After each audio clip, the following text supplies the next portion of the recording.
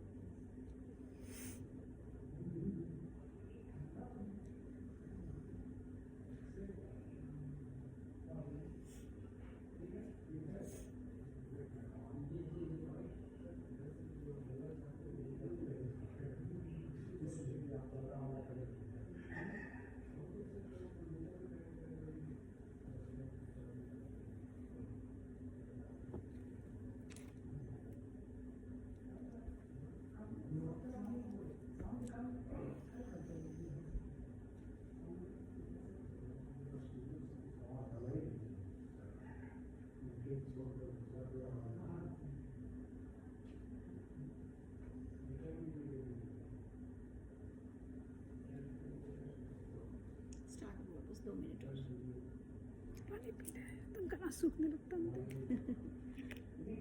2 minute में file हो जाना है।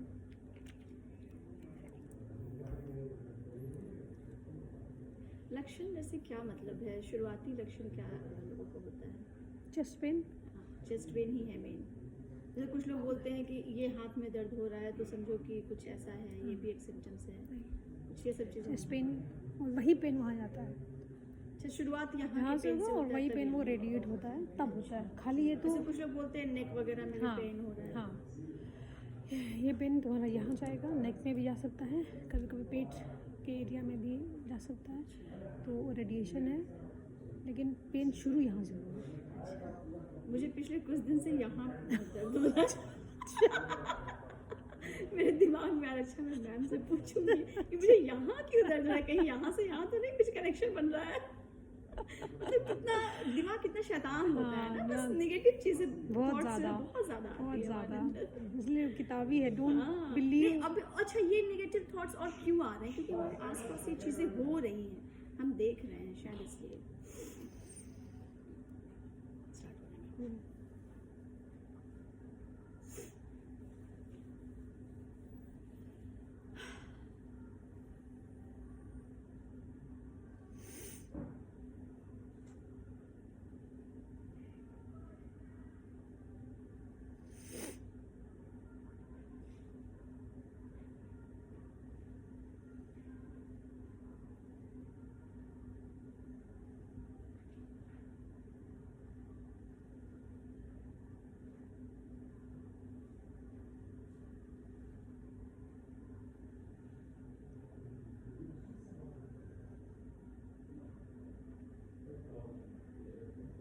नमस्कार, मैं सोनाली आपका स्वागत करती हूँ, अभिनंदन करती हूँ हमारे खास कार्यक्रम खुला आकाश में।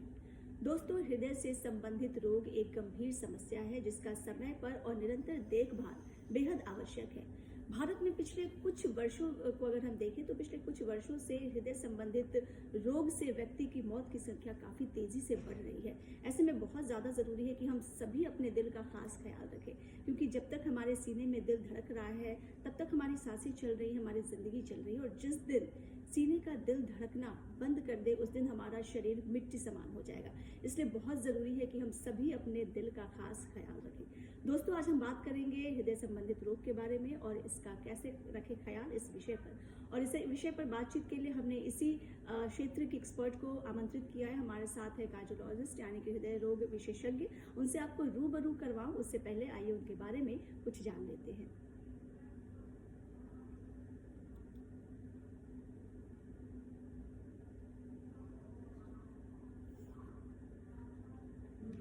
ऑडियो थोड़ा बढ़ा देते हैं।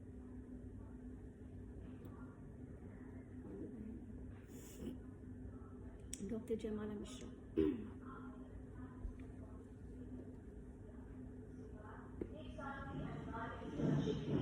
Indira Gandhi institute of cardiology पर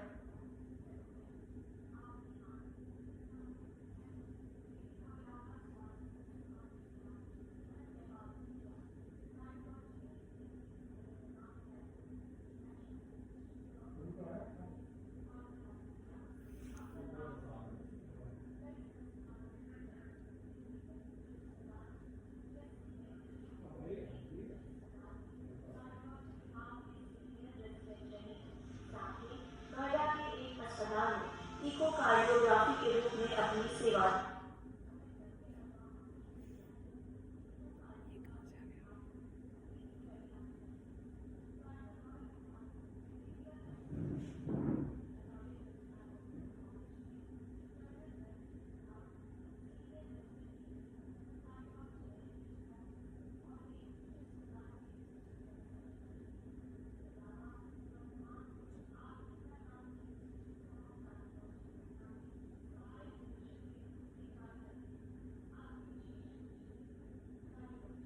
पिंक वाला फोटो नहीं डाली थी, कहाँ से रखे?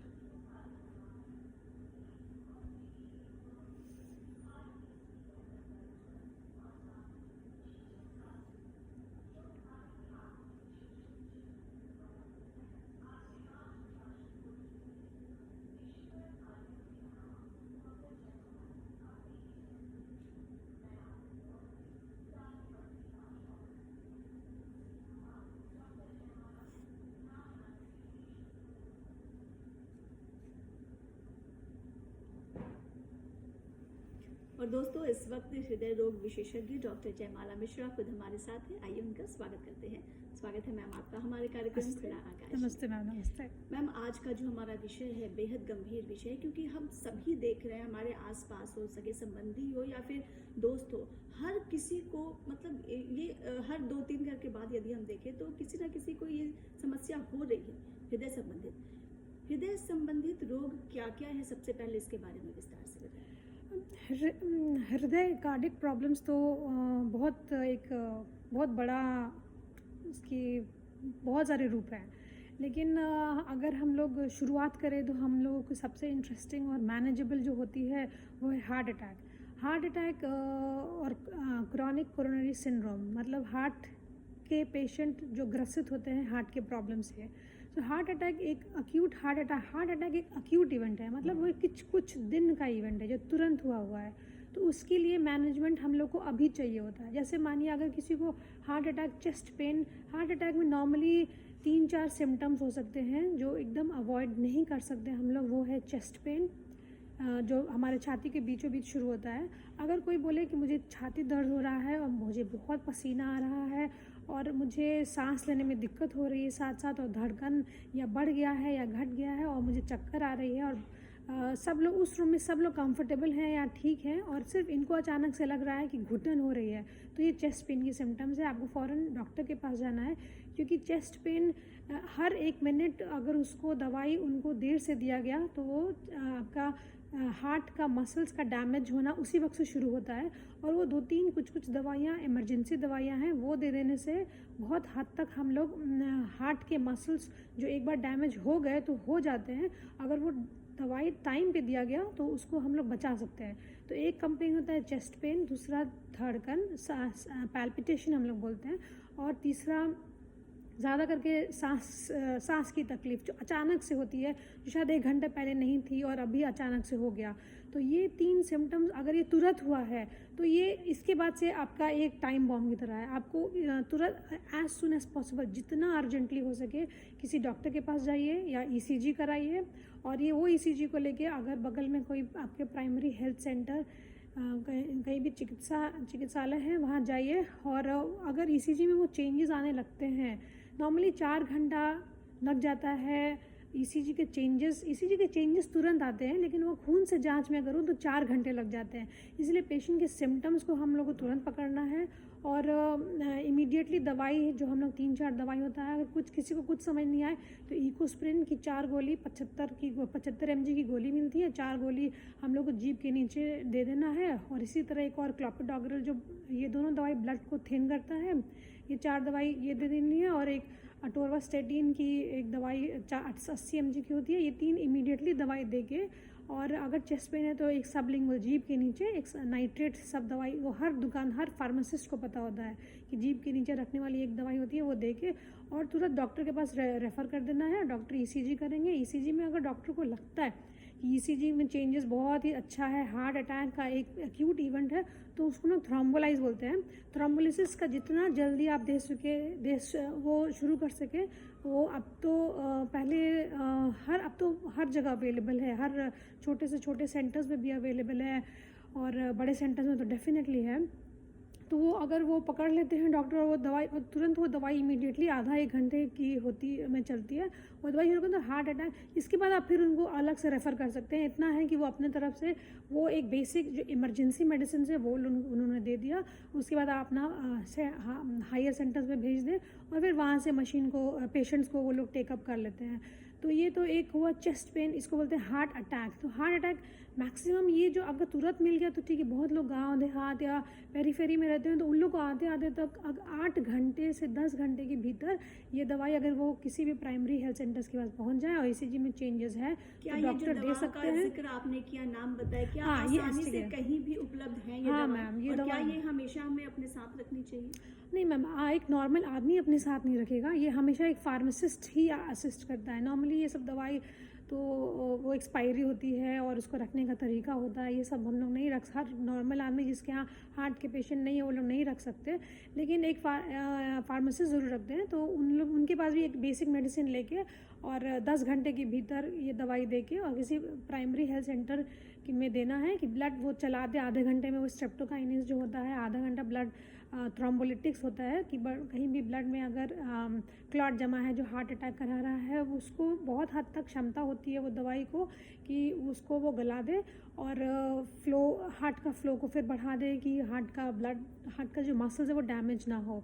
तो ये आपको डॉक्टर के पास जाना है। ये बहुत से नॉर्मली क्या होता है कि फीमेल्स या मेल्स बोलते भी हैं कि आप भी मुझे छाती दर्द हो रहा है, तो लोग उसको कंसिडर कर लेते हैं, हाँ ये पेट दर्द होगा, ये गैस की प्रॉब्लम होगी, और उसको करने के बाद उसको पहुंचने में बहुत टाइम उन लोगों को लग जाता है, कल जाएंगे परसों जाएंगे। तो ये नहीं करना है, इनको जितना जल्दी हो सके उतना जल्दी उनको पहुंचाना है।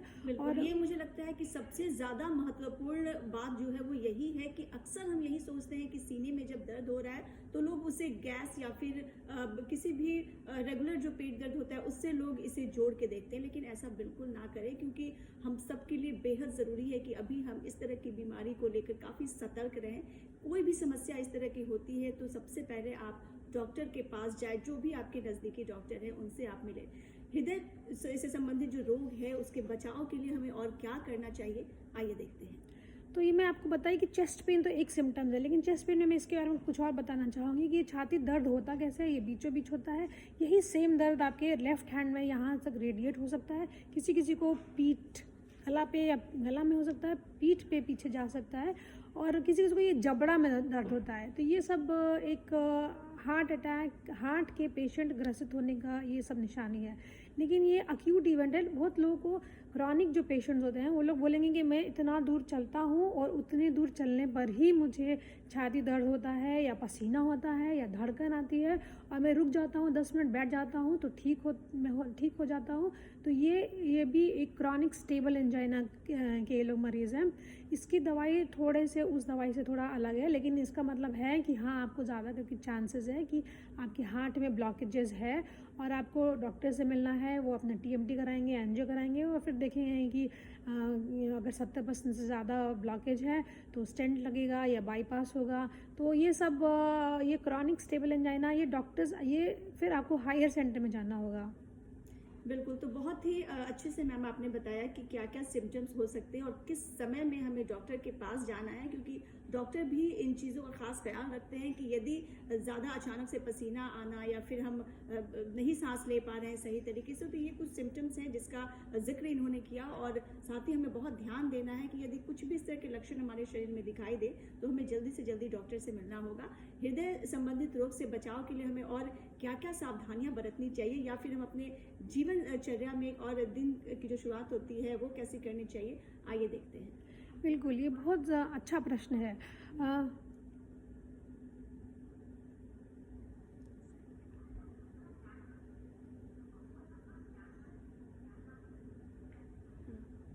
मैम थोड़ा सा कैमरा देखेंगी और थोड़ा सा फिर मुझे देखेंगे, है ना। कंटिन्यूटी में क्या हो रहा है कि फिर वो अभी सेगमेंट था, सेगमेंट के लिए एक उस टाइम भी मैंने सेगमेंट ही लिया था, लेकिन कोई नहीं, फिर वो बीच में आ गया। तो थोड़ा सा आप कोशिश करेंगे कि एक तो ये चल रहा है तो नहीं बोलना है। हाँ, ये अभी ये चल रहा है। अब इसके बाद केवल एक ब्रेक लेंगे, तो आप केवल ध्यान दीजिएगा कि मैं ब्रेक कब ले रही हूँ, है ना। ब्रेक तो किसका, कैसे ऐसे बोलना ब्रेक है? हाँ, वो मैं बोल दूंगी कि रुकते हैं छोटे से विराम के लिए, है ना। थोड़ा सा चीज़ों को ये बैलेंस करते हैं। मुझे लगा मैं ज़्यादा बोल रही हूँ। नहीं मुझे लगा वॉल्यूम ज़्यादा है क्या है। अच्छा लिखिए।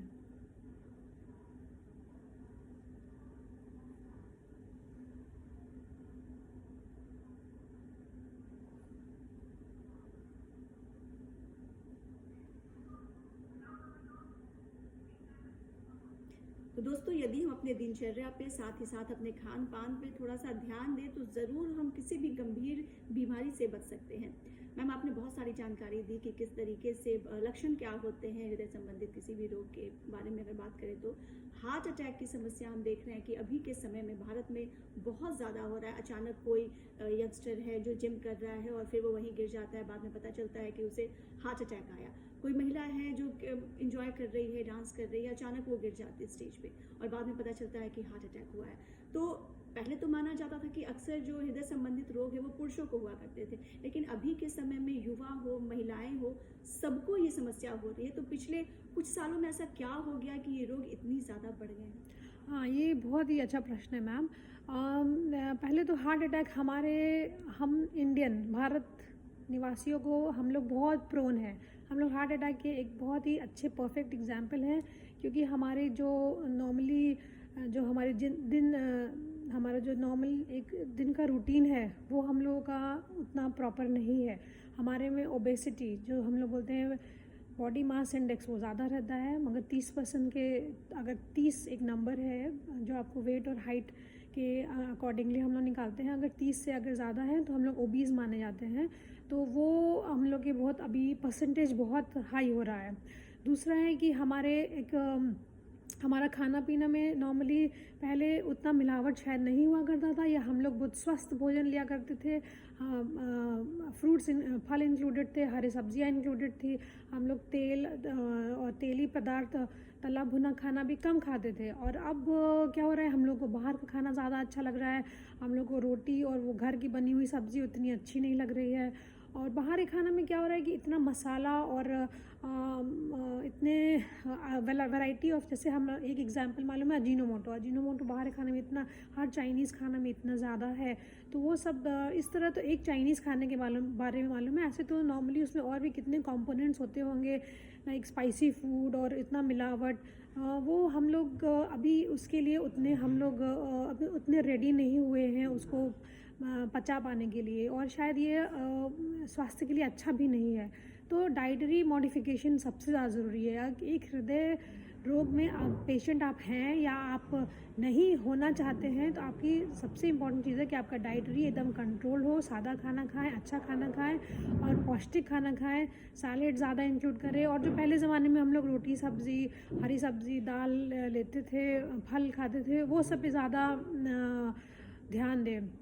फिर हम लोग पहले ज़माने में हम लोग को बहुत खेलने को बहुत दिया जाता था। हम लोग बचपन में कम से कम 5 से 6 घंटा ज़रूर अपने मित्रों के साथ खेलते थे। आप बच्चे लोगों में की पढ़ाई में इतने स्ट्रेस हो गए हैं, इतने उन लोगों को होमवर्क भी दिए जाते हैं, इतना स्ट्रेस भी हो गया, कंपटीशन भी इतना बढ़ गया है कि उन लोगों को शायद खेलने का मन तो करता है, लेकिन हम ही लोग किसी न किसी तरह उनको खेलने के टाइम को कट छट करके पढ़ाई में उन लोग को ज़्यादा उन लोगों को बोलते हैं टाइम अपना ज़्यादा स्पेंड करने के लिए।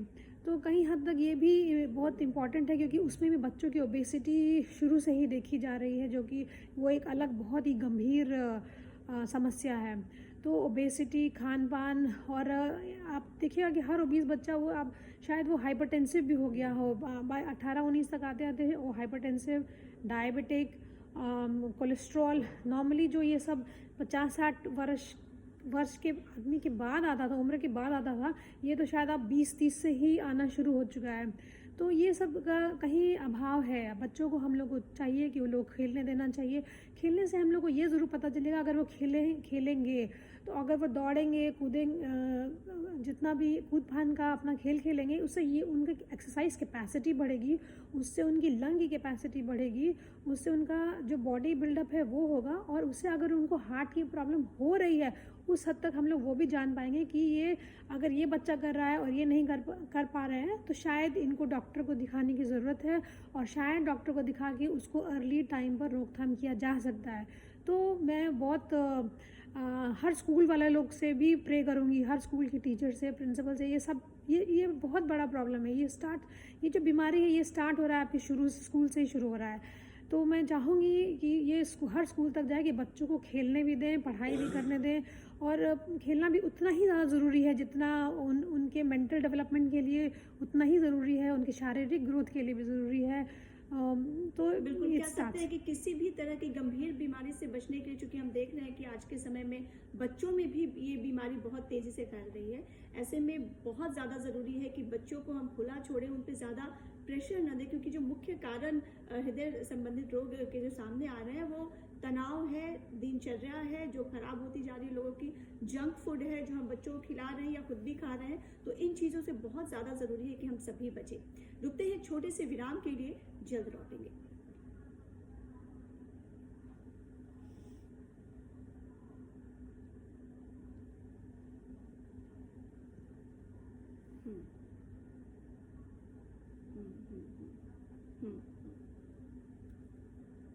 थोड़ा सा मैम क्वेश्चन के अकॉर्डिंग भी हम लोग चलेंगे, है ना।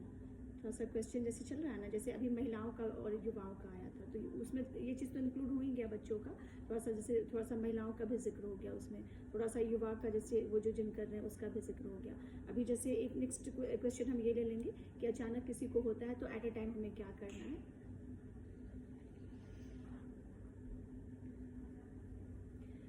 ब्रेक के बाद आपका स्वागत है। हमारे साथ हैं डॉक्टर जयमाला मिश्रा, जो कि एक कार्डियोलॉजिस्ट हैं, और आज हम बात कर रहे हैं हृदय रोग के बारे में और कैसे हम अपने दिल का ख्याल रखते हैं, इस विषय पर बातचीत हो रही है। बहुत सारी जानकारी आपने दी कि क्या लक्षण होते हैं, किस तरह से बचाव किया जा सकता है, कारण क्या समझ में आ रहा है, ये सारी बातों पर चर्चा है। लेकिन एक बहुत अहम सवाल जो मुझे समझ में आ रहा है वो ये है कि अचानक जब किसी को हार्ट अटैक होता है, समझ नहीं आ रहा है लोगों को कैसे हो रहा है, क्या हो रहा है, लेकिन अचानक किसी को ये समस्या आती है, तो वो इंसान खुद अपनी मदद कैसे कर सकता है, या फिर जो आसपास के लोग हैं वो कैसे उनकी मदद कर सकते हैं ताकि कुछ समय के लिए इस रोग को टाला जा सके। हाँ, ये बहुत ज़्यादा अहम सवाल है कि अचानक से आता है, ये बिना वार्निंग के आता है। कभी कभी तो आदमी, आपके घर पे लोग होते हैं ये समझने के लिए या बताने के लिए, बहुत सारे टाइम पे तो वो आदमी अकेले भी होता है और अचानक से एक सडन कार्डियक डेथ, मतलब गेट नहीं खुला और घंटे पे घंटे लोग बजा रहे हैं, पता चले कि उनकी आकस्मिक मृत्यु हो चुकी है। ये बहुत ही कॉमन है। इसमें नॉर्मली मैम देखिए, एक तो क्या करना चाहिए शुरू में और कैसे इसको रोकना चाहिए, ये इसका दो पहलू है। तो ये प्रिवेंशन है, एक प्राइमरी प्रिवेंशन, एक सेकेंडरी प्रिवेंशन। प्राइमरी प्रिवेंशन हुआ कि आप हमेशा फ्रीक्वेंट जांच कराते रहिए, आप डॉक्टर के कांटेक्ट में रहिए, वो टीएमटी कराएंगे, ईसीजी कराएंगे, आपका ब्लड टेस्ट, आपके बीपी, इसको कंट्रोल करेंगे, देखेंगे। तो ये अगर आपका कंट्रोल रहेगा तो आपके जो परसेंटेज हैं कि सडन कार्डियक डेथ या हार्ट अटैक आने का, ये बहुत घट जाएगा। इसको बोलते हैं प्राइमरी प्रिवेंशन। आपको बीमारी नहीं है और ना आए। और सेकेंडरी प्रिवेंशन हो गया, आपको बीमारी है और ये आगे ना बढ़े, एक हार्ट अटैक आ चुका है, शायद दूसरा ना आए, तीसरा ना आए, तो इसके लिए भी आपको अपने डॉक्टर से मिलते रहना है। अगर आपको शुगर है उसको कंट्रोल रखिए, अगर आपको ब्लड प्रेशर है उसको कंट्रोल रखिए, और अगर आपको दवाई डॉक्टर लिखे हैं, वो बहुत लोग वो लोग टाइम पे नहीं खाते। वो लोग खाते खाते इतने थक चुके होते हैं कि अचानक से बोलते हैं आज से मैं दवाई नहीं खाऊंगा, और वो सब दवाई छोड़ देते हैं। तो आप अपने डॉक्टर के पास जाइए कि मुझे इतनी दवाई नहीं सूट करता, मैं इतना दवाई नहीं खा सकता, इसको दवाई को कट डाउन करिए। आपके डॉक्टर आपको ज़रूर इसमें मदद करेंगे आपकी। और दवाई को हमेशा खाते रहना है नियमित रूप से, जो सुबह शाम में जैसे डॉक्टर ने प्रिस्क्राइब किया उसे खाते रहना है। और दूसरा, अगर हो गया तो क्या करना है? हो गया तो ये एक बहुत ही, ये अगर हुआ है तो ये एक बहुत ज़्यादा परसेंटेज ऑफ ब्लॉकेज इतना ज़्यादा था कि शायद उनको वहाँ पे उस वक्त उनकी ये स्थिति आई है। तो इसमें नॉर्मली ये एक बहुत ही टर्मिनल इलनेस माना जाता है। आप शायद किसी हॉस्पिटल या किसी को बगल में किसी क्लिनिक तक जाने से पहले भी, अगर आप ये तो आपको ज़्यादा करके मिलेगा कि पेशेंट जगह ही ना, वो जा चुके हैं, ऐसा भी हो सकता है। दूसरा हो सकता है कि अगर आप शायद थोड़े टाइम के लिए पकड़ ले और नीचे तक जाते आते हॉस्पिटल तक जाते आते शायद उनके एम्बुलेंस में ही मृत्यु हो जाए। तीसरा हो सकता है कि हाँ वो हॉस्पिटल के गेट पे ही पहुंचते पहुंचते ये भी हो सकता है। अगर हॉस्पिटल तक पहुंच गए तो शायद वहाँ पे कुछ तरीका होता है, बट स्टिल ये टर्मिनल स्टेज में पहुंच के, हॉस्पिटल में भी पहुंच के उतना नहीं हम लोग कर सकते। बट बेसिक एक है कि इकोस्प्रिन, अगर आप इतने लायक हैं कि आपको चेस्ट पेन हो रहा है और आप समझदार हैं, आपके घर में हार्ट के पेशेंट्स पहले से हैं, तो आप इकोस्प्रिन जैसी दवाई जो होती है वो 4 गोली जीभ के नीचे रख लीजिए। सबलिंगुअल नाइट्रेट जो हम लोग बोलते हैं जीभ के नीचे रखना है, और एक रोसुवास्टेटिन, ये रोसुवास्टेटिन 80 या 40 mg का जो अटोरवास्टेटिन जो भी है, ये 3-4 दवाई आप इमीडिएटली लेके और तुरंत अपने डॉक्टर के पास किसी एक हेल्प को लेके, किसी भी हेल्प को लेके एज सुन एज पॉसिबल अपने डॉक्टर, नौकर को, फार्मासिस्ट को, रिक्शा वालों को, किसी को भी लेके तुरंत अपने हॉस्पिटल पहुंचिए, क्योंकि आपके पास टाइम अब कम है, ये आपको मालूम हो जाना चाहिए और आपको इमरजेंसी की ज़रूरत है। क्योंकि हमें बस ये कोशिश करनी चाहिए कि जितनी जल्दी हो सके हम डॉक्टर के पास जाएं। यदि हमारे आंख के सामने किसी को हार्ट अटैक आता है तो उस समय में मैं खुद क्या कर सकती हूँ, कैसे उनकी मदद कर सकती हूँ? क्या एट ए टाइम कोई पंप देने का या कुछ इस तरह का कोई प्रोसीजर है कुछ? हाँ मैम, बिल्कुल मैम। हार्ट अटैक में आप बस उनको दवाई दे सकती हैं, लेकिन एक होता है हार्ट सडन कार्डियक अरेस्ट। अगर वो पेशेंट बिल्कुल सांस नहीं ले रहा और वो लेट चुके हैं, उनकी सांस बंद हो चुकी है, उनकी हार्ट रेट भी नहीं चल रही है, तो उसे पंपिंग करनी चाहिए। पंपिंग ये छाती, ये जो है मिड स्टर्नम के बीचों बीच अपने दोनों हाथ से ऐसे पंप करना चाहिए कि at least 1/3 of the sternum movement हो, नीचे जाए, और ये कंटिन्यूसली एटलीस्ट 5 बार करिए, और हो सके तो एक बार मुंह से मुंह लेके सांस दीजिए। और अगर लगता है कि आप नहीं कर पाइएगा तो एटलीस्ट पंप कंटिन्यू रखिए, एटलीस्ट कुछ 10-12 साइकिल्स करिए, उसमें पेशेंट को चित लटा दीजिए, 10-12 साइकिल्स करिए। हो सके तो उनका पैर को भी, अगर आप अकेले हैं या एक जन कोई है घर पे, तो बोलिए उनके पैर को थोड़ा उठा देंगे, उससे थोड़ा ब्लड, जितने पैर का ब्लड है वो हार्ट की तरफ आएगा और उनको शायद वो रिवाइव करने में मदद मिले। और पंपिंग एक ऐसा ही तरीका है जिसको, जो छाती के बीचों बीच दोनों हाथ में ऐसे करके, हाथ स्ट्रेट होने चाहिए और ऐसे ऐसे करके पंप करना है। तो इससे आप देख सकते हैं कि अचानक से मानिए आप रेलवे स्टेशन पे जा रहे हैं या रोड पे ही कोई कोलैप्स कर गया है, तो और उनकी हार्ट रेट बंद हो गई है, सांस लेनी बंद हो गई है, तो इसको करने से आप बहुत हद तक बहुत पेशेंट्स को रिवाइव कर सकते हैं। ज़्यादा अगर वो इमीडिएटली हॉस्पिटल नहीं पहुँचे, अगर वो इमीडिएटली एम्बुलेंस तक नहीं पहुँचे, तभी भी परसेंटेज बहुत कम होती है, लेकिन हाँ एक अटेम्प्ट ये लिया जा सकता है। बिल्कुल, कोशिश यही करनी है हम सबको कि यदि हमारे सामने इस तरह की कोई भी घटना हो रही है तो हम उनकी मदद करें। इमीडिएटली जो पास के व्यक्ति हैं वो किसी भी हॉस्पिटल में कॉल कर सकते हैं, और दूसरा व्यक्ति पंपिंग के साथ, जैसा कि मैम ने बताया, उनकी थोड़ी मदद हम ज़रूर कर सकते हैं। मैम, आपसे ये भी जानना चाहूँगी कि हार्ट अटैक, कार्डियक अरेस्ट और साथ ही साथ साइलेंट हार्ट अटैक या हार्ट फेलियर, क्या ये सभी सिमिलर है, एक है, या फिर सब एक दूसरे से अलग है? हाँ मैम बिल्कुल। ये हार्ट अटैक जैसे मैं बताइए कि आपके ब्लॉकेजेस हार्ट के आर्टरी धमनी ब्लॉक हो रहे हैं, तो उसमें हार्ट का फ्लो जो ब्लड का फ्लो है वो नहीं हो रहा है, वो ग्रेजुअली करके आपके आगे हार्ट के मसल को ब्लड नहीं जा रहा है, तो ईसीजी में चेंजेस आएगा, आपके लेवल्स ब्लड के लेवल्स ट्रोपोनिन या CPK-MB वो लेवल्स बढ़ेंगे, तो ये हार्ट अटैक है। इसमें आपको डॉक्टर के पास जाना है, वो ब्लड थिनर देंगे, इकोस्प्रिन, एस्पिरिन और जैसे मैंने सबलिंगुअल नाइट्रेट बोली तो ये देना है। दूसरा है हार्ट फेलियर। हार्ट फेलियर क्या होता है कि ये अचानक से नहीं आता, इसके बहुत ही साइंस बहुत साइलेंटली होते हैं, बट ये धीरे धीरे ये नोटिसेबल होते हैं, आप इग्नोर नहीं कर सकते। नॉर्मली बच्चे या फीमेल्स या मेल कोई भी उनका चीफ कंप्लेन होगा, मैं चलने में थक जाती हूँ या मुझे चलने में सांस तकलीफ़ होती है। मैं इनिशियली यहाँ से वहाँ चलती थी, चल लेती थी, लेकिन अब 1 महीने में मैं यहाँ इतना दूर भी 1 माइल भी नहीं चल पा रही हूँ या एक आधा किलोमीटर भी नहीं चल पा रही हूँ। ये एक प्रोग्रेसिव होता है कि मैं पहले इतना चलती थी, अब मैं नहीं चल पा रही, अब मैं कम ही डिस्टेंस में या तो थक जा रही हूँ ये बोलेंगे, या वो बोलेंगे चलने में सांस तकलीफ़ होती है या मेरा धड़कन बहुत बढ़ जाता है। तो ये हार्ट फेलियर के सिम्टम्स हैं। हार्ट फेलियर नॉर्मली 3-4 कैटेगरीज में होता है। हार्ट का फंक्शन जो हम लोग इकोकार्डियोग्राफी से देखते हैं, नॉर्मल हार्ट फंक्शन 60% होता है। अगर 60 से 50% है मतलब माइल्ड हार्ट फेलियर है, अगर 50 से 40 है मतलब मॉडरेट हार्ट फेलियर है, और 40 से नीचे मतलब सीवियर हार्ट एलवी डिसफंक्शन हो चुका है। ये फिर अब तो ये देखा गया कि 60% में भी आपके हार्ट के फेलियर है, मतलब इको से हार्ट पंपिंग तो ठीक है लेकिन तभी भी आपके हार्ट फेल है। सवाल जो मेरे जहन में आ रहा है, चूंकि हृदय संबंधित किसी भी रोग का इलाज काफी महंगा होता है, तो क्या इसके लिए कोई सुविधा दी गई है ताकि थोड़े खर्च को हम कम कर सकें? बिल्कुल मैम, ये अगर हार्ट के अगर आप हार्ट के पेशेंट्स हैं तो आपके पास ऑप्शंस होते हैं, या तो स्टेंट लगाना या बाईपास करना, और तीसरा है कि पेसमेकर लगाना। तो ये तीनों ही, जैसे मैं Indira Gandhi institute of cardiology में हूँ, ये सरकारी संस्थान है, ये तीनों ही हमारे यहाँ आयुष्मान योजना से तीनों ही फ्री है। और आप कार्ड, अगर आपके पास कार्ड है तो आप उसमें वो बिल्कुल फ्री सुविधा है, आप आराम से इसमें यहाँ आके जांच करा सकते हैं। इसमें एकदम ये कैशलेस है। तो ये और भी 2-3 और योजना है। आपके अगर आय कम है तो योजना है, 2-3 योजना सरकार ने सबके लिए खोल रखी है, सबको प्रोवाइड की है। ये योजना का कह हमेशा सकते हैं कि जो भी यूज़ करना गंभीर चाहिए। समस्याएं किसी को हैं, गंभीर बीमारी है, उसके लिए सरकार आपकी मदद के लिए हमेशा तैयार है।